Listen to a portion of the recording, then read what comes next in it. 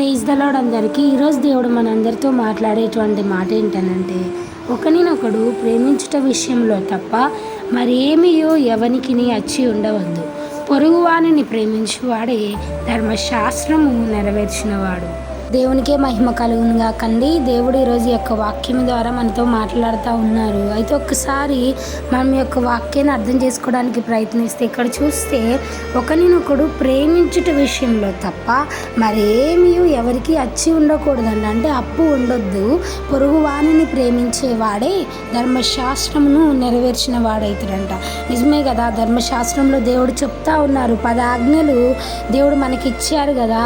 ఆ యొక్క 10 ఆజ్ఞలను మనం నెరవేర్చిన వారం అవుతామంట. ఎప్పుడైతే మనము ఎదుటి వారిని మనస్ఫూర్తిగా మనల్ని ఎట్లయితే మనం ప్రేమించుకుంటామో అట్రీజ్గానే ఎదుటి వారిని ప్రేమించగలిగినప్పుడే అప్పుడు మనము ధర్మశాస్త్రము నెరవేర్చిన వారం అవుతామని దేవుని యొక్క వాక్యం సెలవిస్తూ ఉందండి. అయితే నిజంగా ఒకసారి మనం గమనిస్తే ఆలోచిస్తే పాత నిబంధనలో ధర్మశాస్త్రంలో ఉన్నటువంటి 10 ఆజ్ఞలే కొత్త నిబంధనకు వచ్చేసరికి దేవుడు 2 ఆజ్ఞలుగా చేశారండి.